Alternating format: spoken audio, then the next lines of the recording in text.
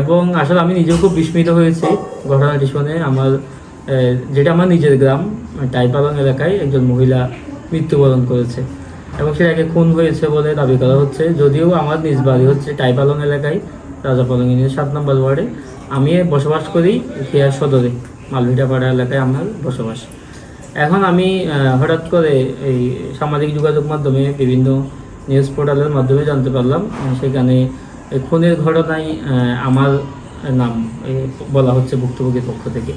আসলে আপনারা ওনারা কোন টাইমে খুনের ঘটনা সেটা হচ্ছে ক্লিয়ার করার টাইমটা, কিন্তু আমি এখানে সাংবাদিক বন্ধুরা যারা উপস্থিত আছেন এখানের মধ্যে অনেকেই আমাকে একটি সামাজিক প্রোগ্রামে দেখেছে দরগাবিল নামক একটি এলাকায়। আমি সেখানে ভাত খাচ্ছি 9টার দিকে আমি সেখানে ভাত খাচ্ছিলাম। এখন ওনাদের মৃত টাইম পোস্টমর্টম রিপোর্টে কয়টায় বলবো আমি সেটা জানি না, তবে আমি এটা এনশিওর করতে চাচ্ছি 9টায় আমি সেখানে ভাত খাচ্ছি। 9টার আগে থেকে আমি সেখানে ছিলাম। এখন ওনার মৃত্যুর ডেট আসলে হয়তো টাইমটা আসলে হয়তো বলা যাবে যে এটা প্রকৃত ঘটনাটা বের করা যাবে।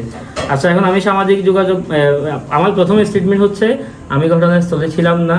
আমাকে যদি কেউ দেখে থাকে আমি ওই মহিলাকে মারছি কিংবা আমার বাবার নাম যেহেতু বলা হচ্ছে আমার বাবা মারছে, আর আমাদের এখানে যারা দলীয় নেতাকর্মী আছে তারা ওনাকে আহত করছে, ওনাকে মারধর করছে, এরকম কোনো ব্যক্তি যদি সূচককে দেখে থাকে তাহলে সেটা বলুক, কিংবা সেটা প্রমাণ হোক। মুখে বলতে তো হবে না, কোনো ভিডিও ফুটেজ কোনো ধরনের সংশ্লিষ্টতা আছে এরকম আমরা এভিডেন্স দেখানোর জন্য প্রথমে ওনাদেরকে রিকোয়েস্ট করছি। আচ্ছা, আমার প্রথম বক্তব্য হচ্ছে আমি ওই ঘটনায় উপস্থিত ছিলাম না। আমি তখন কোথায় ছিলাম সেটা আমি আপনাকে প্রমাণ সহ দেখাইলাম। এখন আরেকটা বিষয় বলা হচ্ছে, আমি ওনাদের বক্তব্যে দেখলাম একবার বলা হচ্ছে কি আমার বাবা সহ যারা বিএনপি নেতারা আছে ওনাদেরকে মারছে, সেখানে অস্ত্র ছিল বলা হচ্ছে।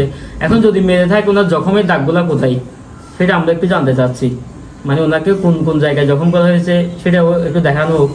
তারপর দ্বিতীয়ত বিষয় হচ্ছে আমি খবর নিয়ে যেটা জানতে পারলাম ওইখানে যে ছাত্রলীগ কর্মী যার নাম বলা হয় যার মা মারা গিয়েছে তার মা এবং তাকে ওইখানে কেউ দেখেছে, হ্যাঁ ওইটাও কাউকে বলতো আমাকে দেখেছে, কিংবা ওইখানে এই মারামারির সময় ওরা উপস্থিত ছিল, এটাও তারা একটু প্রমাণ সহ বলুক।